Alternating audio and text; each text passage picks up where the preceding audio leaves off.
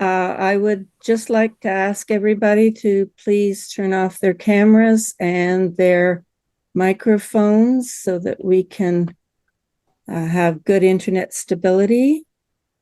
And I'd like to welcome everyone. I hope everybody had a good Christmas and you're all ready to start your New Year resolutions on genealogy.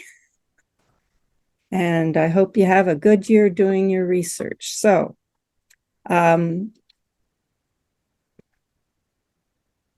this is not the proper PowerPoint. My apologies, everybody. I have to stop sharing and find the right one. Okay. Okay, we're set to go.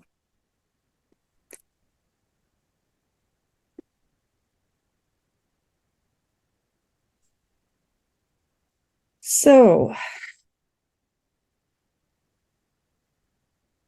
the Durham Region Branch of Ontario Ancestors acknowledges that the lands on which we gather and where we work to preserve the records and family history of those who came before us are the traditional territories of the Mississaugas of Scugog Island First Nation, the Chippewas of Georgina Island First Nation, and a large Métis community.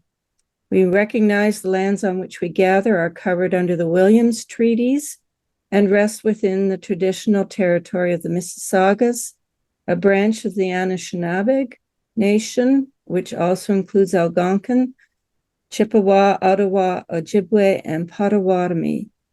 We honor, recognize, and respect these nations and Indigenous peoples as the traditional stewards of the lands and waters on which we meet.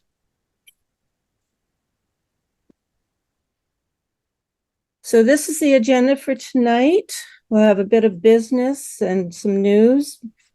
Then we'll have our feature presentation with Gordon McBain, upcoming news and meetings and a little more news. And time permitting, we'll have some chat at the end. So, business for our branch of the society. I call on Sheila Iacono, our treasurer, to open her mic and give her report. Okay, you can hear me, Nancy? I can. Go ahead. Okay. Hi, everyone. This is my report for quarter 4 for 2024, October 1st to December the 31st. Some of the, like the membership fees and our e-store deposits haven't been received as yet. They usually come about the middle of January. But this is up to date as of now. So our current account balance is $2,713.78. The deposits during the fourth quarter were donations for a total of $35. And withdrawals during the quarter, service charge is $9. The rent and the internet, $975. And our speakers for the meetings were $200. And that's it for now. That's great. Thanks so much, Sheila. You're welcome. So we're in pretty good financial condition, and we look forward to those of you who have a calendar year membership renewing again, and we'll see that information mid-January. So I would be very remiss if I didn't say a word about Don Hinchley. He was on the executive of this branch before he joined the OGS board. He was a very interesting man and a great raconteur. He was very interested in history and his family history, particularly the Bagshaw family of Old Ontario County. He was also the one who convinced, i.e. twisted my arm, to run his vice president when he became president of OGS. And as a wood turner, you can see here that he was quite involved in wood turning. He made a fountain pen from wood discovered from the Queen's Quay Pier in Toronto. And he and I both use this fountain pen to sign all certificates issued by the Ontario ancestors during our turns as presidents of the society.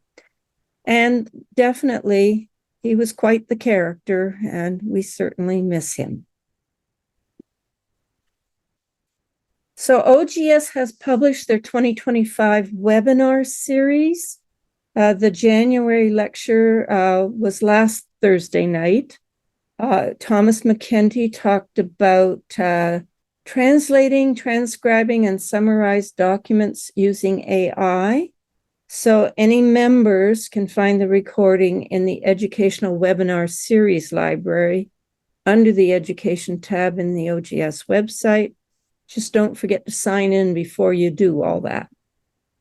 So other 2025 topics include the weather and personal history, researching females who became nuns, solving picture problems, sharing parts of your family history, the Spanish flu, 19th century Black Canadians, Belfast ancestors, descendancy research and DNA, using artificial intelligence for foreign languages, the Fenian raids and Canada's response to those, and last but not least, getting children involved in family history. So a good eclectic mix of monthly webinar topics from Ontario ancestors. And great news this year, they're not going to charge anybody. Last year, they charged a fee for non-members. This year, it's going to be free to everyone who registers for the live presentations. First Thursday of each month at 7 p.m. Eastern Time. There's quite a few webinars from the special interest groups of OGS next week. And you can find them in the OGS calendar, the events calendar. So Ireland SIG is going to present on using the Family Search Catalog for Irish research, always a good topic because we know how much fun Irish research is. Wednesday next week, the Genetic Genealogy Group is doing DNA clustering using the Leeds method, again at 7 p.m. And the Scottish SIG on Thursday at 1 p.m. in the afternoon is talking about Scottish passport records. So you can see we're getting a lot of education next week. And you can find all those on the events calendar. I also recommend browsing the events calendar for what the other branches are presenting. There are some really great topics and speakers there this month. And if you put in this URL, you'll get some key things, key items at the very top of the page. And then let me get the pen. Towards the middle of the page, underneath those key events, there's a search item. So you can put in a date, or you can put in Durham and get all our events. Or you can just go further down and they will have little icons for the links by date, so you can browse the individual events. At this point, there's almost 100 listed in the events calendar. So there's a lot on offer.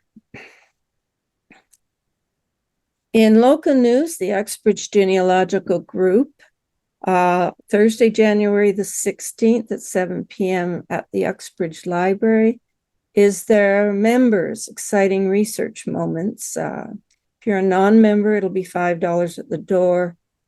If you are a member of the Uxbridge group, then you can go, or you can watch a Zoom link. It only comes out to the members. So at this point, I'd like to welcome Gordon McBain, a Manitoba Genealogical Society member since 1996. He's been active with the Southeastern Winnipeg branch in Manitoba. He has presented programs over 40 times to the branch, as well as sessions at the Manitoba, Saskatchewan, Ontario, and Minnesota annual conferences. Gordon, a past president, served as VP Information Technology at Manitoba Genealogical Society from 2011 to 2017. Before that, he was a computer chairman. He has worked to upgrade the MGS computer systems and was the architect and developer of the MGS's MANI, M-A-N-I, online database project. I'm assuming that might be a name index. Ah, there it is. Manitoba Name Index is what it's called. It's grown to over 1.5 million index records to Manitoba names found in various publications and cemetery transcriptions. And in 2023, Gordon was awarded the Sovereign's Medal for Volunteers by the Governor-General Canada for his volunteer work. Gordon is a retired educational technologist from Red River College. He supported college staff's use of classroom technology and ran training courses for staff on Microsoft Office, web creation tools, and other technologies used in the educational environment. In addition to audio and video creation, Gordon is an avid photographer.